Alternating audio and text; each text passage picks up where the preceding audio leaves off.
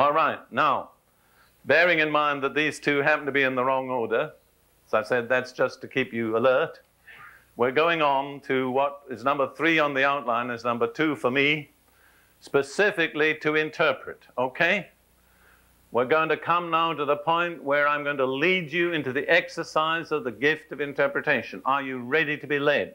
That's your decision. All right, I want to point out to you that the Bible encourages us to interpret. 1 Corinthians 14, verse 5. I wish you all spoke with tongues. How many Baptist churches acknowledge that?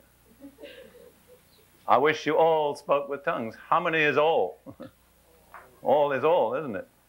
But that's not all. I mean, that's just the first part. I wish you all spoke with tongues, but even more that you prophesy. For he who prophesies is greater than he who speaks with tongues, unless indeed he interprets, that the church may receive edification. Understand the key word in this chapter is edify and edification. Everything is directed to building up the individual and the church. And Paul says it's fine to speak in tongues, but you're only edifying yourself. If you prophesy, you're edifying the church, the whole assembly. But he said, if you speak in a tongue and then interpret, that's as good as prophesying. And so he goes on in the same chapter, verses 12 and 13. Even so you, since you are zealous for spiritual gifts. Are you zealous for spiritual gifts? All right, if you are, this applies. Let it be for the edification of the church that you seek to excel. Don't just restrict it to yourself. Therefore, let him who speaks in a tongue pray that he may interpret. Now, I am naive enough to believe that if the Bible tells us to pray for something, the Bible wants us to have it. I cannot conceive that the Bible would say pray for something, but it's not God's will. That seems to me incredible, totally illogical. So the Bible says, let the one that speaks in a tongue do what? Pray to interpret. So if you speak in a tongue, one thing you can do next is what? Pray to interpret. Now, let's go down to the bottom of the outline for a moment to encourage you. 2 principles of petition. First of all, in 1 John 5, verses 14 and 15. 1 John 5, 14 and 15. Now this is the confidence that we have in him, that's God, that if we ask anything according to his will, he hears us. The issue is, are we praying according to God's will? If we are, we know he hears us.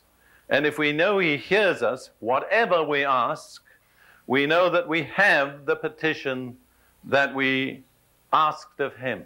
So the issue is, are we praying in God's will? If we are, then we know he hears us. If we know he hears us, we know we have the thing we asked for. Now, if God says, let him that speaketh in a tongue pray that he may interpret, to me, that indicates it's God's will for you to interpret. Otherwise, God wouldn't tell you to do it. Then, about the time of receiving, this is very important. Mark chapter 11. Mark chapter 11 and verse 24.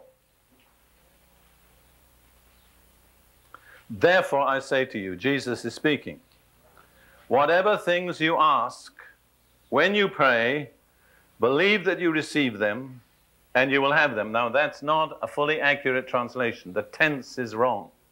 What it says in Greek is, believe that you received them, and you will have them. So whatever things you ask, when you pray, believe that you received them, and you will have them. So when do you receive? When you pray. That's right. Okay. And if you're praying in God's will, you know that he hears you, and you know that you have what you ask. Okay?